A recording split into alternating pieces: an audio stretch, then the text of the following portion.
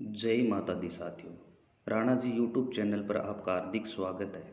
साथियों, मैं सबसे पहले समस्त क्षेत्रवासियों को दीपावली की हार्दिक शुभकामनाएं करना चाहता हूँ। हे मेरे प्यारे दोस्तों, आप सबको विदित है कि त्रेता युग में भगवान रामचंद्र जी ने 14 वर्ष का वनवास काट करके इस पृथ्वी को समस्त राक्षसों से मुक्त करवा करके जब अयोध्या पधारे, उसी खुशी के अंदर जो पर्व मनाया गया वह पर्व दीपावली का त्यौहार है। वो परंपरा हमेशा चलती आ रही है। साथियों, हमारा पवित्र और सबसे बड़ा त्यौहार है और हमें बड़ी हंसी और खुशी के साथ मनाना चाहिए। हमें विदित है साथियों कि भगवान रामचंद्र जी जब 14 वर्ष का वनवास काट करके वापिस अयोध्या आए, उस समय उन्होंने सभी की मदद की, यानी लक्ष्मी बरसाई। अकेले हमें दीवा जलाने से, अपने घर में मिठाइयाँ खाने से, लाने से, बनाने से और अनेक प्रकार के जो पूजा पाठ है, जो खुशियाँ हैं मनाने से मात्र महालक्ष्मी प्रसन्न नहीं होती है। महालक्ष्मी जब प्रसन्न होती है तब हम किसी गरीब, असहाय और नागरिकों की सेवा करते हैं। उन्हें भी इस त्यौहार पर हमें प्रेम पूर्वक कोई अच्छी भेंट देते हैं, दान दक्षिणा देते हैं, उन्हें भी मिठाइयाँ खिलाते हैं, वस्त्र दान देते हैं। जैसी हमारी सामर्थ्य श्रद्धा हो वैसा हमें दान करना चाहिए और भगवान रामचंद्र जी ने यही किया था। अगर अकेले अयोध्या के घर में जो जिस अपने खुद के घर में खुशियाँ मनाते तो साथियों दुनिया कभी भी याद नहीं करती।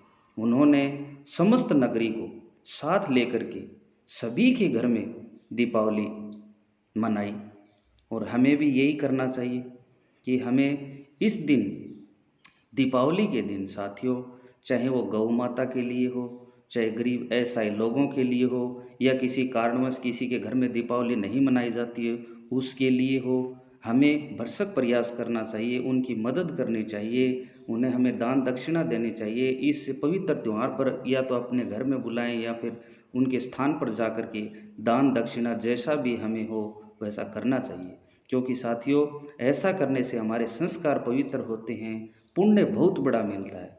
क्यों?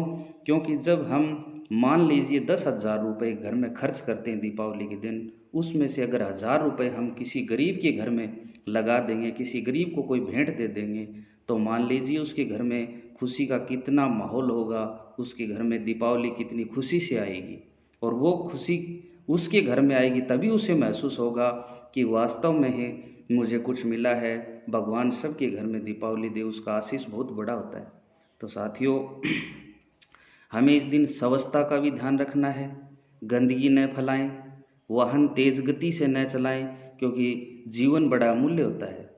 मान लीजिए किसी के साथ कोई अकस्मात कोई घटना हो जाए तो क्या हम हमेशा के लिए दीपावली मना पाएंगे? नहीं। तो इसलिए साथियों हमें ध्यान रखना है। ये आप पर नहीं, मेरे पर भी लागू है, सब पर लागू है। आप ये मत समझना कि रणजीत हमें क्या बोल रहा है, मैं सभी के लिए बोल रहा हूँ, अपने लिए भी कह रहा हूँ कि हम सबको ऐसा होने से बचना है, यानी वाहन को सावधानीपूर्वक चलाना है, क्योंकि समाज है वो हमारी संस्कृति और हमारी विरासत है, हमें इसे स्वच्छ बनाए रखना है, हमें अनेकों अनेक नियमों को पालना रखना है, मर्यादित ढंग से हमें चलना फिरना है और साथियों हर चीज़ की हमें पालना करनी है। इस दिन हम जितनी ज़्यादा खुशियाँ हो सके उतनी ज़्यादा खुशियाँ मनाएं। दीपावली के दूसरे दिन ग्रहण है साथियों, उस समय गोवर्धन पूजा नहीं की जाएगी, वो उससे अगले दिन की जाएगी। और दीपावली के दिन मान लीजिए कोई आर्थिक संकट से गुजर रहा है, कोई ये चाहता है कि पूजा किस ढंग से करें, पहली बात तो यह है, मैंने वीडियो में पहले भी बताया था कि कमल गट्टे का हवन करें। ऐसा नहीं उचित जान पड़े या नहीं समझ में आपके आए तो कोई बात नहीं, अगर आपके घर में शंख है तो उसमें चावल से भर दें और एक तांबे का सिक्का डाल दें, माँ लक्ष्मी की पूजा करें और फिर दूसरे दिन उस चावल और सिक्के को पीले वस्त्र में बांध करके आप जहाँ अपना लेन देन का जो हिसाब किताब है वहाँ पर रख दें, अवश्य बरकत होगी। ये विशेष ध्यान रखें। और इसी के साथ ही साथियों मैं आपको ये भी बताना चाहता हूँ कि आप ज़रूर एक, मैं आपसे हाथ जोड़ विनती करता हूँ कि ज़रूर आप किसी गरीब असहाय की मदद अवश्य करें, क्योंकि भगवान रामचंद्र जी ने पूरी नगरी को एक साथ लेकर के दीपावली मनाई थी, तो उसमें खुशियाँ बड़ी बेहतर थी। इसीलिए कहते हैं राम राज्य, सब जगह राम राज्य हो। तो राम राज्य अगर करना है, हमें खुशियाँ बटोरनी हैं, हमें संस्कार में अच्छे विचार लाने हैं, अपने जीवन के अंदर उज्जवल भविष्य बनाने हैं, तो गरीब असहायों की मदद करें साथियों। ऐसा करने से माँ लक्ष्मी अवश्य प्रसन्न होगी, क्योंकि भगवान रामचंद्र जी ने जितनी लक्ष्मी बरसाई तो आज राम राज्य को याद करते हैं। नरसिंह भगत ने जितनी लक्ष्मी बरसाई तो आज भात को सबसे बड़ा पुण्य माना गया है, वो लोग करते हैं। आज भात के अंदर ज़रूर जाते हैं, चाहे शादी में न जा पाएँ। तो इसलिए हमें भी ध्यान रखना है कि जितनी हम लक्ष्मी बरसाएंगे, जहाँ आवश्यकता हो वहाँ बरसाएंगे, उसी को देंगे। हम भी अपने घर में उचित ढंग से बरतेंगे, किसी दूसरे के लिए भी उसमें से कुछ अंश निकालेंगे, तो वास्तव में वो सबसे बड़ी खुशी होगी, क्योंकि गरीब के घर में खुशी होगी, उसकी दुआ हमें अवश्य मिलेगी साथियों।